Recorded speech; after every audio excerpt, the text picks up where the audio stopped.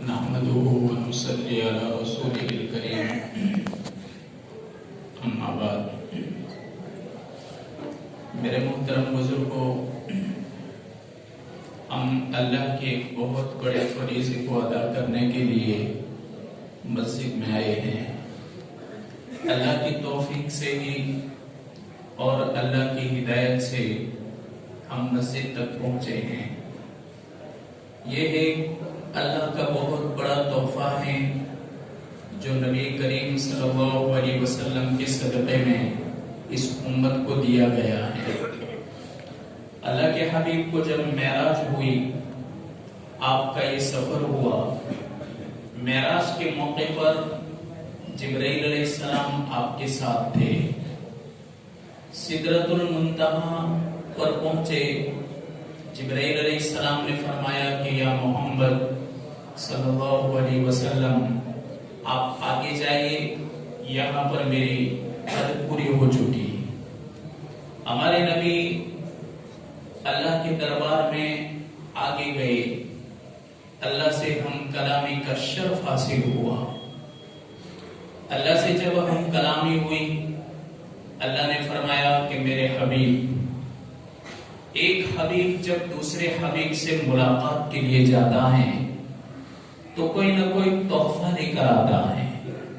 اللہ فرماتے ہیں ہمارے نبی کو کہ ایک حبیب دوسرے حبیب کو ملنے کے لیے جاتا ہے، ملاقات کے لیے، تو کوئی نہ کوئی تحفہ ضرور لاتا ہے۔ تو میرے لیے کیا لے کر آیا؟ بہت بڑا سوال تھا یہ۔ ہمارے نبی نے کیا فرمایا؟ التحیات للہ والصلوات والطیبات۔ ہم الگ الگ طریقے کی عبادت کرتے ہیں، بدنی عبادت، مالی عبادت، اور کبھی زبانی عبادت کرتے ہیں۔ زبانی عبادت میں کیا ہے؟ تسبیح ہے، ذکر اللہ ہے، قرآن کی تلاوت ہے۔ بدنی عبادت تو یہ نماز پڑھتے ہیں، روزہ رکھتے ہیں، یہ بدنی عبادت ہے۔ مالی عبادت میں زکوٰۃ، خیرات اللہ نے جو امت پر فرض کیا یہ ادا کرتے ہیں۔ اس جملے کے اندر تینوں قسم کی عبادتیں آ گئی۔ التحیات للہ والصلوات والطیبات۔ اللہ نے جب ہمارے نبی سے پوچھا کہ تو میرے لیے کیا تحفہ لے کر آیا، ہمارے نبی نے یہ جملہ کہا، التحیات للہ والصلوات والطیبات۔ جب یہ تحفہ پیش ہوا، اللہ نے ایک تحفہ کیا دیا؟ السلام علیک ایھا النبی ورحمۃ اللہ وبرکاتہ۔ اللہ نے فرمایا کہ میرے نبی، تجھ پر سلامتی ہیں، تجھ پر رحمتیں ہیں۔ ایھا النبی، اے نبی، ورحمۃ اللہ وبرکاتہ، رحمتیں اور برکتیں۔ پہلا جملہ ہمارے نبی نے کہا، یہ جملہ اللہ نے اپنے حبیب سے فرمایا۔ اس موقع پر اللہ کے حبیب نے ہم کو یاد رکھا۔ ہمارا نبی ہم کو نہیں بھول گیا، ہمارے نبی نے ہم کو یاد کیا۔ جب اللہ نے یہ جملہ فرمایا، ہمارے نبی نے کہا، السلام علینا وعلی عباد اللہ الصالحین، کہ سلامتی تو ہم پر، میری امت پر اور تیرے برگزیدہ بندوں پر۔ ہمارے نبی نے ہم کو اس موقع پر یاد کیا۔ جبرائیل علیہ السلام یہ دیکھ رہے تھے۔ جبرائیل نے دیکھا کہ حضرت محمد صلی اللہ علیہ وسلم نے ایک تحفہ دیا، ہمارے نبی کو سامنے سے دوسرا تحفہ ملا۔ پھر ہمارے نبی نے اپنی امت کو یاد کیا تو جبرائیل نے کیا کہا؟ اشہد ان لا الہ الا اللہ واشہد ان محمدا عبدہ ورسولہ۔ پورا تشہد ہو گیا، ایک جملے سے شروع ہوا۔ جبرائیل علیہ السلام نے اخیر میں یہ کہا، جب دیکھا کہ دونوں بڑی ذات ہیں، ایک طرف خالق ہیں، ایک طرف مخلوق میں سب سے بہترین ذات ہیں، اور انہوں نے آپس میں یہ کلام کیا، تو جبرائیل نے کہا، اشہد ان لا الہ الا اللہ واشہد ان محمدا عبدہ ورسولہ۔ گواہی دیتا ہوں اللہ کے سوا کوئی معبود نہیں، اور میں گواہی دیتا ہوں کہ حضرت محمد صلی اللہ علیہ وسلم اللہ کے بندے اور اس کے رسول ہیں۔ کتنا عظیم تشہد ہے جس کو ہم نماز کے اندر پڑھتے ہیں. یہ اتنا عظیم تحفہ ہے کہ ہمارے نبی کو عرش کے اوپر بلا کر کے اللہ نے یہ عظیم تحفہ عطا فرمایا. جب تک امت اس تحفے کو قدردانی کے ساتھ ادا کرتی ہیں تو پھر اللہ تعالیٰ ان کے لیے خیر ہی مقدر کرتا ہے. ظاہر میں جو کچھ دکھے کہ یہ جا رہا ہے، یہ نقصان ہو رہا ہے، یہاں ہمارے لیے غلط فیصلہ ہو رہا ہے، یہ ظاہر میں سب کچھ دکھتا ہے، لیکن اللہ تعالیٰ ان کے حق میں کبھی نقصان کے اندر بھی نفع کو پیدا کرتا ہے، کبھی برائی کے نیچے بھی اللہ بھلائی کو پیدا کرتا ہے. مولانا یوسف رحمت اللہ علیہ، حضرت جی مولانا یوسف رحمت اللہ علیہ ہمارے بڑے بڑے پہچانتے ہیں. وہ اکثر کہاں کرتے کہ تم میرے نبی کے نمونہ پر بننا شروع ہو جاؤ، جس کو بننا ہے جتنا بننا ہے بن جائے گا، اور جو بننے والا نہیں ہے اور بننے والوں کے رکاوٹ بنے گا، بننے والوں کے لیے رکاوٹ بنے گا، میرا رب ان کو اس طرح توڑ دے گا جس طریقے سے انڈے کے چھلکوں کو توڑ دیا جاتا ہے. آپ فرماتے کہ تم جن کو بڑی طاقت سمجھتے ہو اور جن کو بڑی سلطنت سمجھتے ہو، میرے رب کے نزدیک ان کے حیثیت مکڑی کے جالے سے زیادہ نہیں ہے.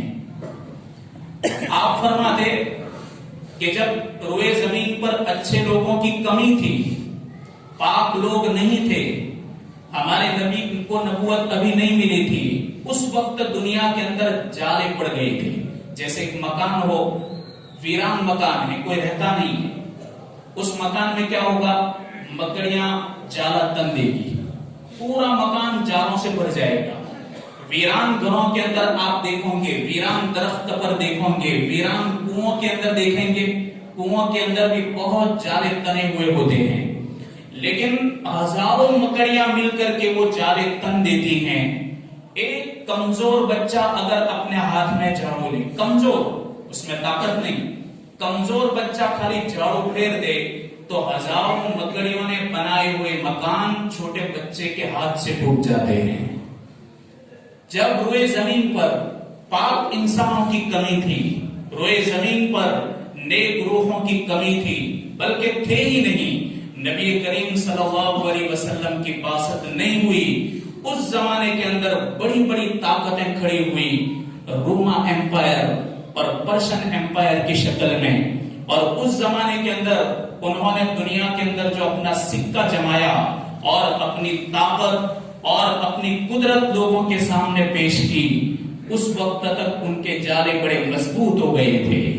لیکن جیسے ہی حضرت محمد صلی اللہ علیہ وسلم دنیا میں تشریف لائے، آپ کو نبوت سے سرفراز کیا گیا، تو میرے بھائیوں، آپ کی نبوت کے بعد صحابہ اکرام کی جماعت تیار ہوئی، نیک روحیں آئی، پاکیزہ روحیں آئی، مقدس جماعت آئی، اور دنیا کا بہترین سماج آیا. ایسا سماج کہ آج تک ان کے چلے جانے کے بعد سورج اور چاند نے دیکھا نہیں، اور قیامت تک ایسا سماج یہ زمین نہیں دیکھے گی. ایسا ایک بہترین سماج تیار ہوا.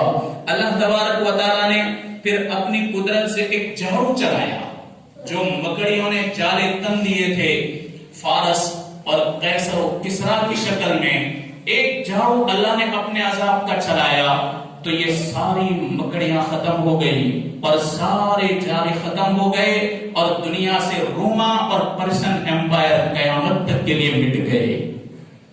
میرے بھائیوں، جو عذاب اللہ کی نافرمانی کی وجہ سے آنے والا ہوگا اور جو عذاب اللہ کے احکام کو توڑنے کی وجہ سے آنے والا ہوگا، اس عذاب کو پوری دنیا مل کر کے نہیں روک سکتی. چھوٹا سا اللہ تعالیٰ نے وائرس بھیج دیا، اتنے میں پوری دنیا پریشان ہے. پوری دنیا کی بایولوجی اندر ملوث ہے اور پوری دنیا کی جینیٹک سائنس اندر ملوث ہے، لیکن میرے بھائیوں، بچنے کا کوئی راستہ نظر نہیں آ رہا، نکلنے کا کوئی راستہ نظر نہیں آ رہا.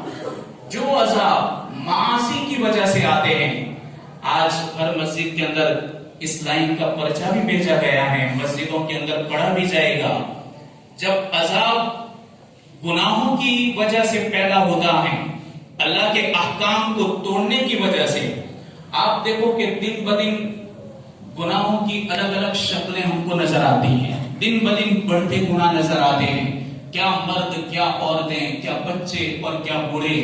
اسی طرح جوان نسل، خاص کر کے جوان نسل جو الگ الگ قسم کے تہوار منانا، الگ الگ قسم کی تقریب منانا اور ایک برتھ ڈے غیروں کے طور و طریق کے اوپر چلنا، ان جیسی نقل کرنا اور ان جیسے دنوں کو منانا، یہ یہود اور نصارہ کا طرز ہم دیکھ رہے ہیں۔ ہمارے بڑے بوڑھوں کو دیکھو، زمانے میں شراب کو بولنا بھی پسند نہیں کرتے تھے۔ شراب بولنے میں کیا ہے؟ شراب بولنے کو بھی گناہ سمجھتے تھے، شراب کا تذکرہ کرنا اس کو بھی گناہ سمجھتے تھے، گناہ کا تذکرہ کرنا اس کو بھی گناہ سمجھتے تھے۔ لیکن وہی گندی شکلیں آج ہمارے اندر دکھائی دے رہی ہیں۔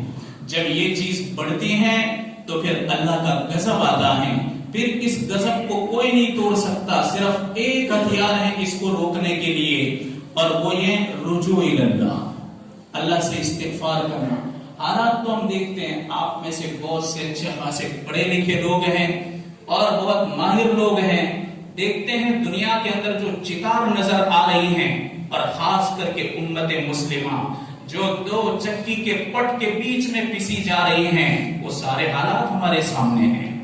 تو اللہ کے حبیب نے فرمایا کہ میری یہ امت جب تک کلمہ طیبہ کے بعد اس کے تقاضوں کو پورا کرے گی، اللہ تبارک و تعالی اس امت کو ضائع نہیں کرے گا۔ سعد بن ابی وقاص رضی اللہ عنہ، آپ نے نام سنا ہوگا، انہوں نے مدائن کو فتح کیا۔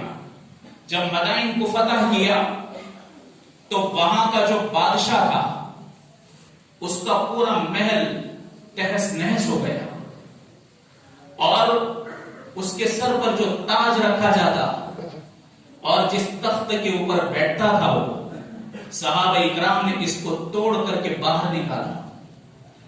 اس تاج کا ایک ٹکڑا جب وہ بھاگ رہا تھا، وہ مارا گیا، مدائن کا بادشاہ مارا گیا صحابہ کے ہاتھ، لیکن جب وہ بھاگ رہا تھا اس وقت اس کے تاج کا ایک حصہ گر گیا۔ ایک صحابی کی نظر پڑی، انہوں نے کپڑے کے اندر اس کو لپیٹ دیا، اپنے پاس رکھا۔ جب سب ماحول ٹھنڈا ہو گیا اور سارے صحابہ اکرام اپنی جگہوں پر پہنچ گئے، سعد بن ابی وقاص رضی اللہ عنہ ایک چھاؤنی کے اندر تھے۔ کئی دن گزر گئے، وہ صحابی جنہوں نے اس تاج کا ایک حصہ کپڑے کے اندر لپیٹا تھا اس کو لے کر آئے۔ سعد بن ابی وقاص کو پتا نہیں تھا کہ یہ کیا چیز لے کر آئے، اتنا وہ دیکھ رہے تھے کہ کپڑے کے اندر کچھ لپٹا ہوا ہے۔ جب وہ قریب آئے، سعد بن ابی وقاص پہچانتے نہیں تھے کہ کون صحابی ہے۔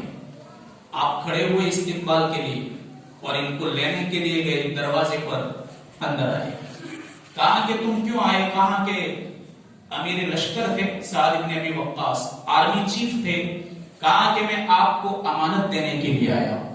کہا کون سی امانت؟ کہا کہ جس وقت مدائن فتح ہوا، کئی دن گزر گئے، مدائن کی فتح کے بعد جب اس کا بادشاہ بھاگ رہا تھا گھوڑے کے اوپر، وہ مارا بھی گیا بعد میں، لیکن اس کے تاج کا ایک ٹکڑا میں نے گرتے ہوئے دیکھا تھا، جو پورا سونے سے بنا ہوا، ہیرے جواہرات جڑے ہوئے تھے۔ تو میری نظر پڑی تو میں نے اس کو اٹھا کر کے سنبھال لیا اور اس کو کپڑے میں لپیٹ دیا۔ اب میں یہ امانت آپ کے پاس لے کر آیا ہوں۔ ایسے خستہ حال صحابی تھے، کپڑے بھی پھٹے پرانے تھے، سواری بھی گدھے کے اوپر بیٹھ کر آئے تھے، پگڑی تھی وہ بھی انتہائی بوسیدہ تھی۔ اس حال میں وہ دربار کے اندر آئے۔ سعد بن ابی وقاص نے کھولا تو دیکھا تو بڑا قیمتی تھا۔ آپ کو لگا کہ اگر یہ آدمی تنہا تھا، کسی کو معلوم نہیں یہ تنہا تھا، اگر یہ چاہتا تو اپنے پاس رکھ سکتا، اگر اس کو بیچتا تو اس کی نسلیں بھی اس کے اندر سے کھاتی رہتی، لیکن یہ امانت داری کے ساتھ یہاں پہنچا۔ سعد بن ابی وقاص کی آنکھ سے آنسو بہنے لگے، کہنے لگے خدا پاک کی قسم، روئے زمین پر جب تک تم جیسے لوگ موجود ہیں اللہ تبارک و تعالی اس امت کی عزتیں بڑھاتا رہے گا، ترقیات سے مالامال کرے گا۔ جو امت کا فرد اتنا امانت دار ہو، اور جو امت کا فرد اللہ سے اتنا ڈرنے والا ہو، اور جو امت کا فرد نبی کریم صلی اللہ علیہ وسلم کی تعلیم کے مطابق اس وقت عمل کر رہا ہو، تو اللہ تبارک و تعالی ان کے حق میں خیر ہی مقدر کرے گا۔ انہوں نے کہا کہ تمہارا نام کیا؟ انہوں نے اپنا چہرہ پھیر لیا، کہنے لگے سعد امیر الجیش، لشکر کے امیر کو کہا کہ جس رب کو میرا نام معلوم ہے وہ معلوم ہے، اب مجھے کسی کو نام بتانے کی ضرورت نہیں، میرا نام اللہ جانتا ہے اور میرے نام سے اللہ واقف ہے، اور میں نے اس کے اندر کوئی خیانت نہیں کی، میں نے میرے حبیب کے چہرے کو دیکھ کر کے یہ چیز آپ کے سامنے پیش کر دی۔ میرے بھائیو، یہی اگر انداز سے ہم چلیں گے، اللہ تبارک و تعالی ہر قسم کے عذاب سے حفاظت کرے گا۔ باقی ایک عذاب آیا، ایک مصیبت آئی، ایک بیماری آئی، ابھی دنیا اس سے نپٹے گی بھی نہیں اور اس سے نکل بھی نہیں پائے گی، اور کوئی دوسری بیماری سامنے ہوگی، کوئی دوسری مصیبت سامنے ہوگی۔ یہ بہت دیکھا جائے تو دل پر لینے کی بات ہے کہ ہر گھر کا باپ، ہر بچے کا باپ اپنی اولاد سے واقف ہوتا ہے، اسے پتا ہے کہ میری اولاد کی دوستی کن لوگوں کے ساتھ ہے، ان کا رات دن کہاں گزرتا ہے۔ ایک باپ اگر یہ ذمہ داری لے لے تو آپ و آپ انشاءاللہ یہ سب بدیاں ختم ہوتی جائیں گی۔ ایک باپ اپنی بیٹیوں پر نظر کرے کہ میری بیٹیاں ہیں، میری بیٹیاں جوان ہیں، ان بیٹیوں کی ذمہ داری میرے اوپر کیا ہے، تربیت کی ذمہ داری میرے اوپر کتنی ہے، اور ان کے رہن سہن کو اور ان کی ایکٹیویٹی کو دیکھے تو میرے بھائیو آپ و آپ گھر کا نظام بدلے گا، آپ و آپ گھر پاک ہوتا جائے گا، اللہ تعالیٰ دینداری پیدا کرے گا، اس طریقے سے بدیاں ختم ہوگی۔ باقی ہم دیکھو کہ 5 وقت کا نمازی بھی ہوتا ہے لیکن پھر بھی گناہ سرزد ہوتے ہیں، 5 وقت کا نمازی ہوتا ہے خیانت بھی ہوتی ہے، 5 وقت کا نمازی ہوتا ہے کبھی بددیانتی بھی ہوتی ہے، 5 وقت کا نمازی ہوتا ہے لیکن جھوٹ بھی ہوتا ہے، 5 وقت کا نمازی ہوتا ہے کبھی کاروبار کے اندر فراڈ بھی ہوتا ہے۔ یہ کیوں ہوتا ہے؟ میرے بھائیو، ہماری وہ نماز ایسی ہے ہی نہیں کہ ہم کو ان گناہوں سے بچائے اور ہم کو ان بدیوں سے باہر لائے۔ اللہ تبارک و تعالیٰ نے یہ نماز کا تحفہ ہمیں اتنا بڑا عطا فرمایا کہ اس سے انسان پاک روح بن جاتی ہے، پاک روح بن جاتی ہے، پاکیزہ انسان بنتا ہے، اور جب پاکیزہ انسان دنیا کے اوپر بسنے لگتے ہیں اللہ کے فیصلے کس قسم کے آتے ہیں۔ مولانا اشرف علی صاحب تھانوی رحمۃ اللہ علیہ کتنے بڑے مہان بزرگ اور ولی ہیں، ہر بچہ اور ہر بوڑھا ان کے نام سے واقف ہے۔ ایک مرتبہ وہ سہارنپور سے سفر پہ نکلے، ان کو جانا تھا کانپور۔ اب سہارنپور ریلوے اسٹیشن پر وہ آئے تو تھوڑا سامان تھا ان کے پاس، سامان اتنا تھا کہ جو ایک مسافر کو جتنا لینا چاہیے، جس پر ٹکٹ نہیں لگتا، زیادہ ہو تو پھر حساب ہوتا ہے اس کا۔ ان کو لگا کہ میرا سامان تھوڑا زیادہ ہے تو میں وزن کروا لوں اور اس پر جو بھی مجھے زیادہ دینا پڑے تو میں دے دوں۔ یہ گئے کلرک کے پاس، غیر مسلم تھا، حضرت کو پہچان گیا، وہ بہت بڑی عزت کرنے والا آدمی تھا، وہ اپنی چیئر سے کھڑا ہو گیا، حضرت کے پاس گیا اور ان کو آفس کے اندر بٹھا دیا۔ پوچھا کہ حضرت کیوں آنا ہوا؟ کہا کہ میرا تھوڑا سامان زیادہ لگ رہا ہے تو اس کو تم تول لو، وزن کر لو، اور جو کچھ اس کے اوپر مجھے پیسے بھرنے ہو تو میں بھر دیتا ہوں۔ کہا حضرت کیسی بات کر رہے ہو، آپ کے لیے نہیں ہے، آپ فکر نہ کرو۔ تو آپ نے کہا کہ آپ تو آفس میں بیٹھیں گے، اندر کون آئے گا؟ اندر تو گارڈ آئے گا۔ تو کہا میں گارڈ کو کہہ دیتا ہوں کہ یہ ہمارے آدمی ہیں، ان سے کچھ پوچھ تاچھ مت کرنا۔ کہا کہ وہ گارڈ کہاں تک آئے گا؟ کہا وہ یہاں سے چلے گا اور غازی آباد تک رہے گا، پھر غازی آباد سے कहा गाजियाबाद से दूसरा आएगा वो कानपुर तक जाएगा। कहा फिर कानपुर से कौन बैठेगा? कहा बस रेलवे का स्टॉप आ जाएगा। कहा नहीं, कानपुर से भी आगे गार्ड बैठेगा। कहा आपको कानपुर तो जाना है, कानपुर से आगे थोड़ी जाना है। कहा नहीं, कानपुर से भी आगे जाना है, वहां से एक तीसरा गार्ड बैठेगा। कहा कि नहीं मुझे मालूम नहीं तीसरा गार्ड बैठेगा। तो कहा वो गार्ड है, वो ऊपर वाला है, वो गार्ड वहां भी रहेगा, यहां पर भी है। आप तो एक सिर्फ काम करने वाले आदमी हो, रेल के महकमा ने आपको इतना इख्तियार भी नहीं दिया, तो आप किस तरीके से कह सकते हो कि आपको पैसे चुकाने की जरूरत नहीं है? ये आपकी मिल्कत की चीज नहीं, न गार्ड की मिल्कत है। ये मिल्कत जितने भी इस मुल्क के अंदर बाशिंदे रहते हैं, इन तमाम बाशिंदों की मिल्कत है। तो मैं चोरी करके इन तमाम का मुजरिम कैसे बन सकता हूं? मैं मुजरिम नहीं बन सकता। इसलिए अल्लाह ताला मुझे हर जगह देख रहा है, हर जगह देख रहा है। आपने जब ये बात कही तो कुछ अंग्रेज भी बैठे हुए थे।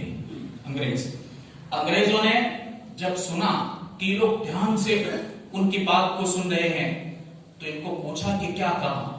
उसी मौके पर कितने लोगों ने ईमान भी कबूल किया और फरमाया इनको कि हजरत आप उस तर्ज पर हमें जिंदगी सिखा रहे हैं जिस तर्ज पर तुम्हारे नबी हजरत मोहम्मद सल्लल्लाहु अलैहि वसल्लम ने अपने उम्मत। और हर एक की आजमाइश देखो, ये आजमाइशें अल्लाह की तरफ से होती हैं। वलनबलुवन्नकुम बिशैइन मिनल खौफ वल जू' व नक्सिम मिनल अम्वाल वल अनफुस वस्समरात वबश्शिरिस साबिरीन। अल्लाह ताला सेड इन द कुरान कि मेरे बंदो हम तुमको अलग अलग अंदाज से आजमाएंगे, अलग अलग तरीके से आजमाएंगे। उन आजमाइशों के अंदर कौन पूरा उतरता है, उन आजमाइशों के अंदर कौन कामयाब होता है, ये अल्लाह ताला नापता है, देखता है। तो छोटे मोटे उतार चढ़ाव तो आएंगे, अल्लाह ताला छानेगा हमको। छनावट का जमाना है कि इसके अंदर लोग छाने जाएंगे, अच्छे और बुरों को छाना जाएगा, सच्चे और पक्के और कच्चों को और झूठों को आजमाया जाएगा, ताकि पता चले कि कौन साबित कदम रहने वाले और कौन साबित कदम रहने वाले नहीं। तो मेरे भाइयों, हम सब की जिम्मेदारी है कि हम जितनी हो सके पहले मदद करते थे, इससे ज्यादा हम अपनी मस्जिद का ख्याल करें। और मैं तो हर साल गुज़श्ता साल तो नहीं आ सका था, मस्जिद उमर के लिए मैं ऐलान करता था, वहीं पर भी यही हालात